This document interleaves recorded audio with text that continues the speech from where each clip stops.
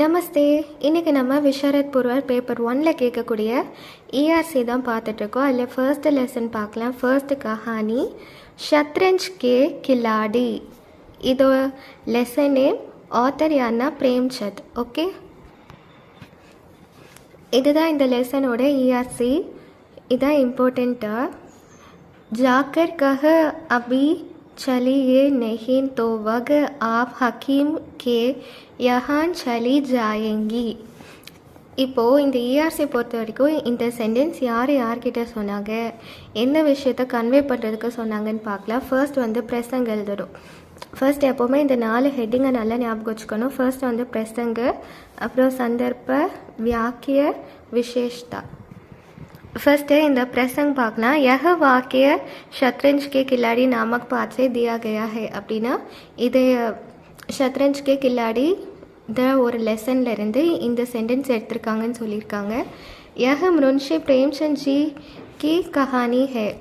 இது வந்து இதோட ஆத்தர் யாருன்னா मुंशी प्रेमचंद जी. संदर्भ, यह मिर्जा सजादी अली की बेगम का कथन है. वह अपनी नौकरी से यह कहती है. இது இவ்வளோ தான் இம்பார்ட்டண்ட்டாக மெயினாட்டு உள்ளதை நான் ஜஸ்ட்டு கதை மட்டும் சொல்கிறேன். ஓகே, இந்த 2 சென்டென்ஸ் எழுதுனா கூட போதும்.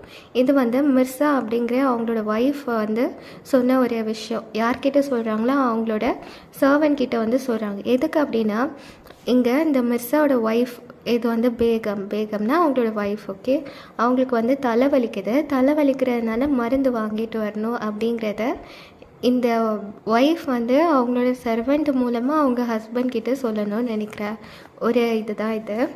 வியாக்கியா அப்படின்னா எக்ஸ்ப்ளனேஷன். மிர்சா கே பேகம் நௌக்கர் அனிசே யகு கஹதி ஹே. மிர்சாவோட பேகம் அவங்க ஒய்ஃப் வந்து அவங்க சர்வன்ட் கிட்ட சொன்ன கதை தான் இது. இல்லை, நான் சொன்ன மீனிங்ஸை மட்டும் அப்படியே நோட் பண்ணிக்கோங்க. மஹரியாக்கு சேத்தா பனி मिर्ज़ा को थी.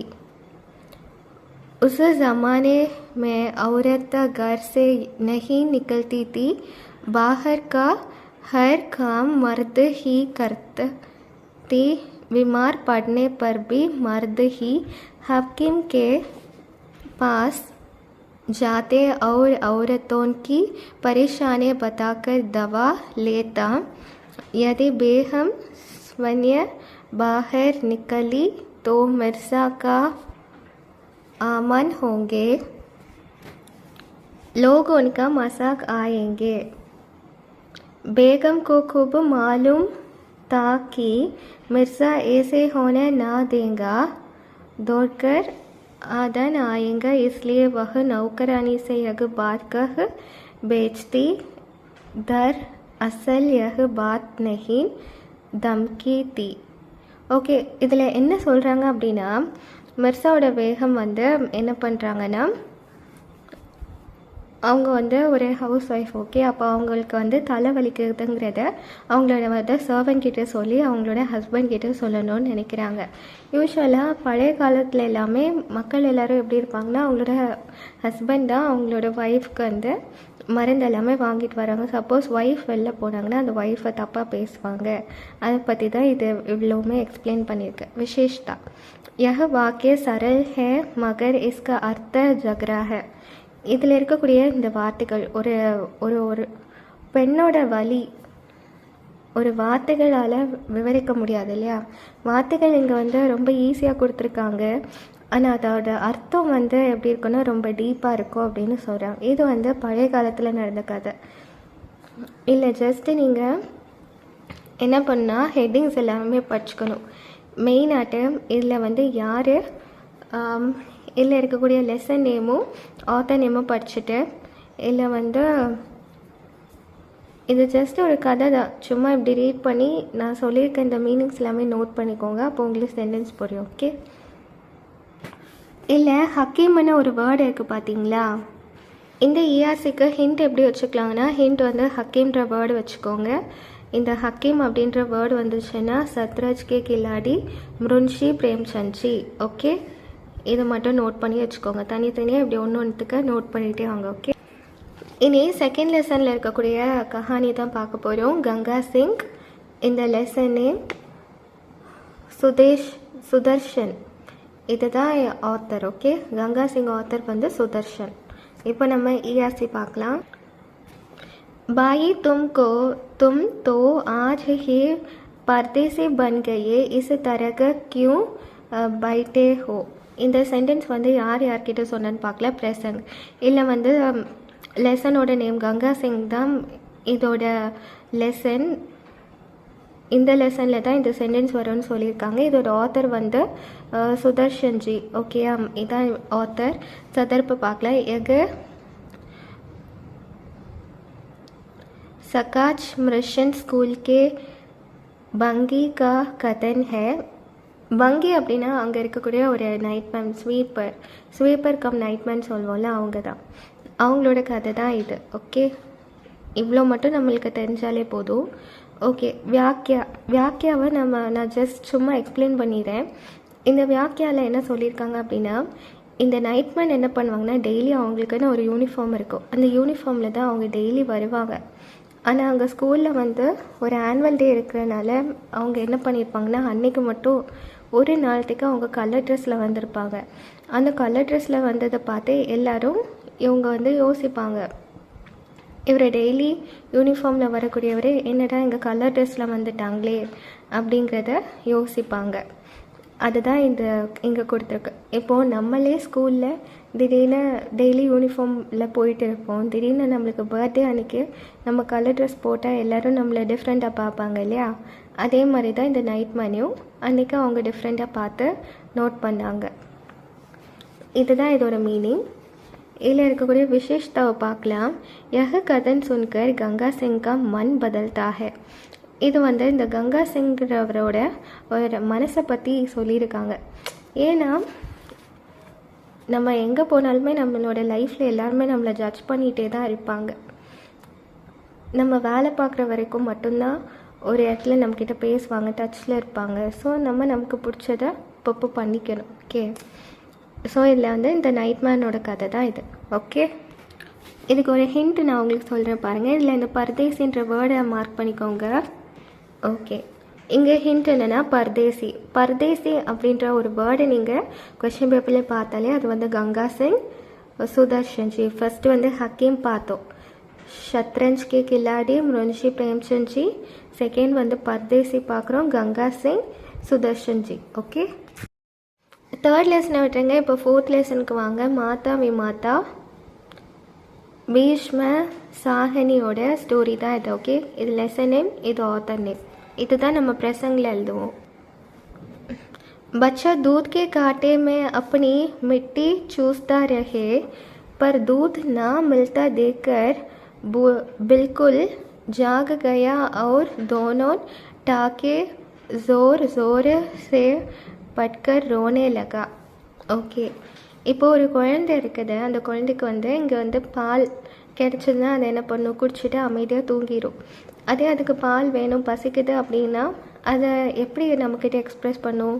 அது வந்து நல்லா அழுதுட்டு நல்லா 2 காலையும் அடிச்சுட்டு அது வந்து ஒரு மாதிரி டிஃப்ரெண்ட்டாக பிஹேவ் பண்ணும் இல்லையா? குழந்தைங்கன்னா அப்படி தான் டிஃப்ரெண்ட்டாக பிஹேவ் பண்ணுவாங்க. அதான் சொல்லியிருக்காங்க. பிரசங்க ஆல்ரெடி நம்ம பார்த்தோம். லெசன் நேம், அதுக்கப்புறம் ஆத்தர் நேம் பார்த்தாச்சு. சந்தர்ப்ப இது ஒரு குழந்தைய பற்றின ஸ்டோரி. அது வந்து எப்படி பசிக்குதுங்கிறத நம்மக்கிட்ட சொல்ல ட்ரை பண்ணுது. அதான இதான் இது. நான் எக்ஸ்பிளைன் பண்ண மாதிரி தான் இது. அப்போ அந்த குழந்தை என்ன பண்ணுன்னா, அதோட விரலை வந்து லிக் பண்ணிகிட்ருக்கோம். ஆனால் அதுலேருந்து எதுவுமே அதுக்கு பசி தீராது. அதனால் அது வந்து அழுது அதுக்கு பசிக்குது அப்படிங்கிறத சொல்லுது. விசேஷ்டாவில் இது என்ன சொல்லுது அப்படின்னா, இது வந்து ஒரு அழுகிற குழந்தையோட ஒரு கதை. இது அதோட பசி எப்படி நம்மக்கிட்ட சொல்லணும்னு நினைக்கிறதுக்கான ஒரு கதை தான் இது. ஓகே, நெக்ஸ்ட் இதுக்கு ஹிண்ட் பார்க்கலாம். இல்லை, இந்த பச்சான்ற வேர்டை மார்க் பண்ணிக்கோங்க. ஓகே, பச்சான்ற வேர்டு வந்துச்சுனாலே மாதா விமாதா ஸ்ரீ பீஷ்ம சாஹனி இதான் ஹிண்ட்டு. ஃபஸ்ட்டு ஹக்கீம் வந்துச்சுன்னா ஷத்ரஞ்ச் கே கில்லாடி முன்ஷி பிரேம்சந்த்ஜி. பர்தேசி வந்துச்சுன்னா கங்கா சிங் சுதர்ஷன்ஜி. பச்சா அந்த வேர்டு இருந்துச்சுன்னா மாதா விமாதா ஸ்ரீ பீஷ்ம சாஹனி. ஓகே. ஓகே, இப்போ நம்ம 6th லெசன் வந்து சூரிய ஊர்ஜா இதை நம்ம பார்க்கலாம். இதோட ஆத்தர் யார் அப்படின்னா ஆர் ராஜ்வேல். இதோட இயர்ஸ் இப்போ நம்ம பார்க்கலாம். அந்த காலத்தில், பழைய காலத்துலலாம் எப்படி இருந்துச்சுன்னா, நம்மளுக்கு வந்து வீடுகளில் நமக்கு வந்து பவர் இருக்காது இல்லையா, கரண்ட்டே இருக்காது. அந்த மாதிரி தான் ஒரு சூழ்நிலையில் வந்த ஒரு இதுக்கான லெசன் நேமும் ஆத்தரை நம்ம ஆல்ரெடி இப்போ பார்த்தாச்சு. இதில் என்ன சொல்லியிருக்காங்க அப்படின்னா, அந்த காலத்தில் இருக்கவங்களுக்கு வந்து ஒருத்தங்களோட வீட்டில் வந்து கரண்ட் இருந்துச்சுனாலே அதுவே ஒரு பெரிய அவங்களுக்கு ஒரு ட்ரீம் மாதிரி அப்படிங்கிறத சொல்லியிருந்தாங்க. ஆனால் எப்போ இந்த சோலார் பவர் பேனல்ஸ் இந்த மாதிரிலாம் வந்துடுச்சோ, அதுக்கப்புறமா எல்லார் வீட்லேயுமே இப்போ நம்மளுக்கு வந்து கரண்ட் இருக்குது. அதனால் நம்மளால் என்ன பண்ண முடியுது, எல்லாம் எலக்ட்ரிக்கல் அப்ளைன்சஸ் எல்லாமே நம்மளால் ஒர்க் பண்ண முடியாது. இது வந்து ஒரு பெரிய மேஜிக் அந்த மாதிரி எக்ஸ்பிளைன் பண்ண இதே எக்ஸ்ப்ளனேஷன் தான் இந்த சந்தர்ப்ப வியாக்கியா விசேஷத்தாலையும் சொல்லியிருக்காங்க. விசேஷத்தால நம்ம எப்படி முடிப்போம்னா, யகசப் சூரிய ஊர்ஜியக்கா மாயா, அதாவது இது எல்லாமே சோலார் பவர் பேனல்ஸோட ஒரு மேஜிக் அப்படின்னு சொல்லி முடிப்பாங்க. இதுதான் இது. என்ன பண்ணணுன்னா, இந்த வியாக்கியா சந்தர்ப்பக்கெல்லாம் இந்த கொஷின் கூட நீங்கள் இப்படி எழுதி வைக்கலாம். கொஞ்சம் சென்டென்ஸை மாடிஃபை பண்ணி எழுதி வச்சுட்டா ஓகே ஆயிரும். ஓகே, இல்லை சப்னான்ற வேர்டை மார்க் பண்ணிக்கோங்க. ஓகே ஓகே இங்கே ஹிண்ட் வந்து சப்னா, சூர் ஓஜய ஸ்ரீ ஆர் ராஜ்வேல். ஃபஸ்ட்டு ஹக்கீம்க்கு வந்து शतरंज के खिलाड़ी मुंशी प्रेमचंद जी. सेकेंड வந்து பர்தேசின்ற வேர்டு गंगा सिंह, सुदर्शन जी बच्चाना, माता विमात्रा श्री भीष्म साहिनी. सपनाன்னு வந்துச்சுன்னா சூர் ஊர்ஜய ஸ்ரீ ஆர் ராஜ்வேல். இந்த ஹிண்ட்டை நல்லா நோட் பண்ணிக்கோங்க. இது எல்லாமே நீங்கள் சந்தர்ப்பில் நீங்கள் கரெக்டாக எழுதுனீங்கனாலே உங்களுக்கு ஃபுல் மார்க் கொடுத்துருவாங்க. அதனால் இந்த ஹிண்ட்டை நீங்கள் நோட் பண்ணிவிட்டு எந்த ஒரு சென்டென்ஸ், எந்த ஆத்தர், எந்த லெசன் இது தெரிஞ்சுக்கிட்டாலே உங்களுக்கு ஈஸியாக இருக்கும். ஸோ இந்த ஹிண்ட்டை நோட் பண்ணிக்கோங்க. இனி 7th லெசனான doctor APJ Abdul Kalam P. Okay, இதோட ஆத்தர் யார் அப்படின்னா பி சுபந்திரமணியம். ஓகே, இதோட इयर्स இப்போ பார்க்கலாம். शायद यह ऐसे बच्चे का उनके पिछड़ने और निराशा की भावना उनसे विमुक्त होने में अवश्य सहायता कर सके. இது எந்த லெசன் எந்த ஆத்தருங்கிறத மெயினாக தெரிஞ்சுக்கணும். அதான் நம்ம ஹிண்டில் நோட் பண்ணிகிட்டே வரோம். சந்தர்ப்பில் என்ன சொல்வோன்னா, இது வந்து அப்துல் கலாமோட கதை அப்படிங்கிறத மட்டும் நம்மளுக்கு தெரிஞ்சுக்கிட்டா போதும். வியாக்கியால் என்ன சொல்லியிருக்காங்க அப்படின்னா, அந்த காலத்துல எல்லாம் சிட்டியில் இருக்க பிள்ளைங்களுக்கு வந்து எல்லா ஃபெசிலிட்டிஸும் கிடச்சதுனால அவங்களோட லைஃப்பில் அவங்க ஈஸியாக அவங்க ஷைன் ஆனாங்க. ஆனால் வில்லேஜில் இருக்கவங்க ரொம்ப சஃபர் ஆனாங்க. அதுக்கப்புறமா அந்த மாதிரி பிள்ளைங்களுக்கு வந்து ஒரு சப்போர்ட்லாம் கிடைக்கணும் அப்படிங்கிறதுக்காக ஏபிஜே அப்துல் கலாம் ரொம்பவே கஷ்டப்பட்டிருக்காங்க. ஏன்னா அவருமே அந்த மாதிரி ஒரு மிடில் கிளாஸ் ஃபேமிலியில் வந்து ரொம்ப ஒரு பெரிய ஒரு ஹைட் ரீச் பண்ண ஒரு பர்சனால். ஓகே, இதுதான் இந்த வியாக்கியா விசேஷத்தால் இதை நீங்கள் எப்படி முடிக்கணும் அப்படின்னா, இந்த சந்தர்ப்பத்தில் எப்படி முடிச்சிங்களோ அதே மாதிரி தான். யஹ் அப்துல் கலாம்ஜிக்கா கதன் ஹே.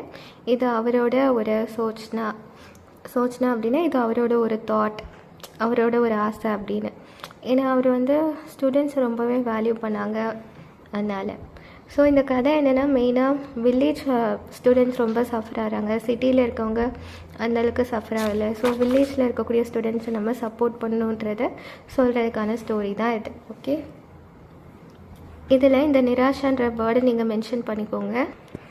ஹிண்ட் பார்க்கலாம். நிராஷா அப்படின்னா doctor APJ Abdul Kalam P Subramaniam, இதுதான் ஆத்தர். அப்போ ஹக்கிங் அப்படின்னா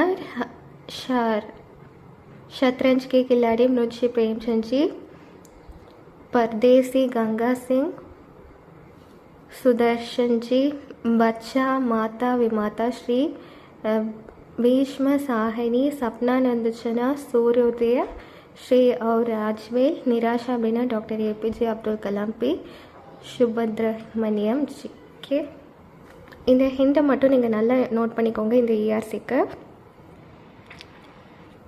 இது ஃபர்ஸ்ட்டு 5 கொஷின்ஸ்க்கான இம்பார்ட்டன்ட் 5 கொஷின்ஸ்க்கான இஆர்சி. மற்ற 5 கொஷின்ஸ் நம்ம அப்புறம் பார்க்கலாம். ஓகே, தன்யவாத்.